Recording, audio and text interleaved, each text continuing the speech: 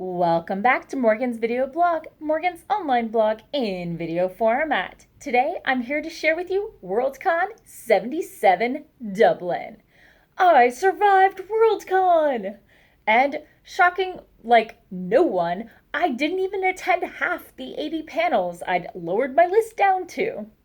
I met new friends in queues or at WorldCon, bid parties, I ran into familiar faces, and of course I got at least 5 hours of sleep a night, not counting the plane.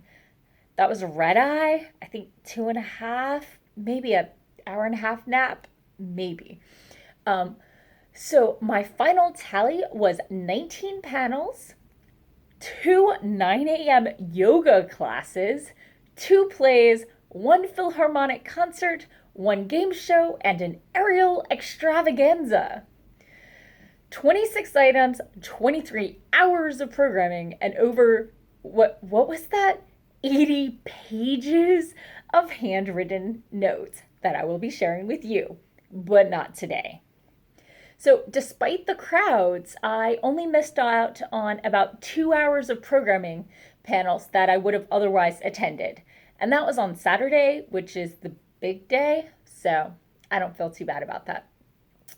Thursday, despite getting in at like 11 after no sleep and having to sort everything out, I managed to squeeze in 2 panels. I went to Introduction to Hope Punk, which I liked, and Making the Asexual Textual, rather than making people read between the lines, you know?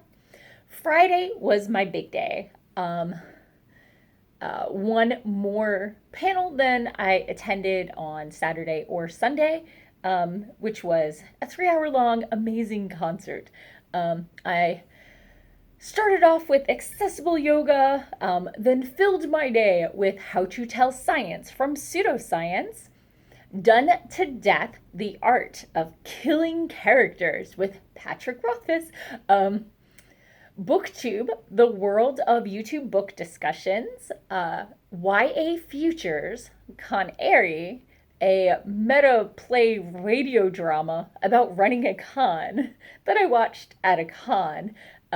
What Writers Need to Know, The Brain and the Body, which had some great panelists and some good banter.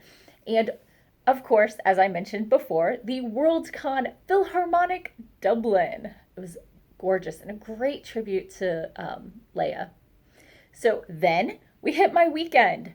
Saturday, after accessible yoga, was building the SFF community online, P/Fairy Tale.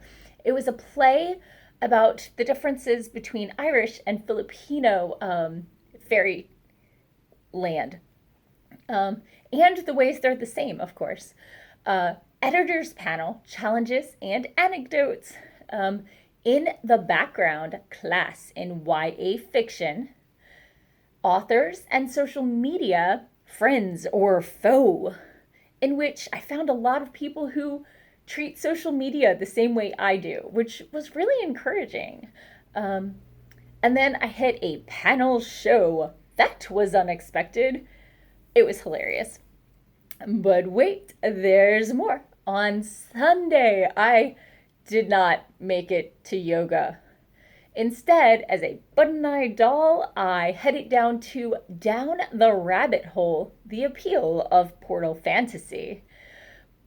Then I headed off to social media, marketing tips and tricks, portrayals of mental health in genre fiction, getting and staying published, the importance of kindness, and how to read aloud for performance, which it turns out I actually attended back at WorldCon75 in Helsinki, the same workshop by the same workshop runner, and it was just as good, totally worth doing a second time. So I'm going to include the link below. And I ended up watching the Hugos live streamed from my hotel room where I didn't have to deal with crowds or noise. I could lay back in my pajamas. Well, I don't think I actually changed, but you get the point. Monday, because WorldCon is a 5-day event because they're crazy. Um, I hit creative couples, which was more of story time than actual tips to share, so I don't know if I'm going to share notes on that one. And I finished out with Aduantis, the To the Waters and the Wilds. It was an aerial and acrobatic show. Clearly, I had trouble saying no to things.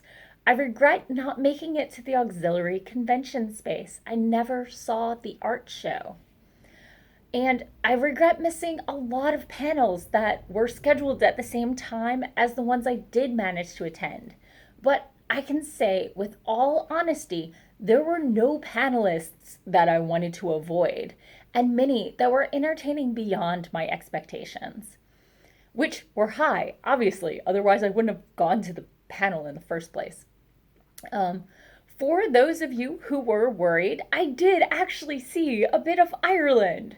On Monday, I skipped a couple panels, unfortunately, to take the opportunity to have lunch in a real pub on my way to go see Trinity College's Long Room and the Book of Kells.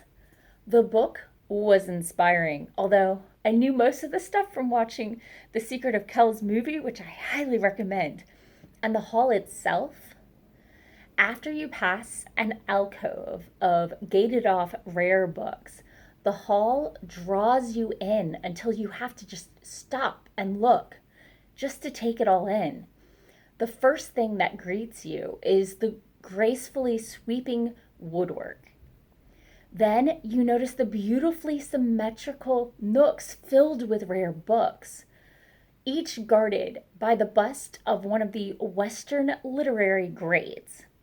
Catching your breath, you step in, and the scent of paper and dust and age permeates your lungs. Row by row, you see each shelf with its own private mounted ladder and wonder how many of these were printed and how many were hand copied. The hall, the long room, is a holy place for those who worship knowledge, and her calling is strong there. It was glorious. Then Tuesday.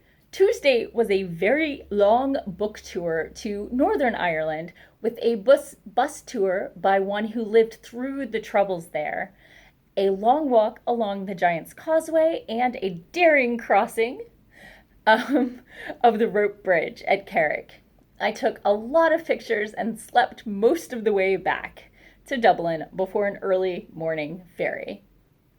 I'll be back again next week with more of your regularly scheduled writing tips and writerly musings.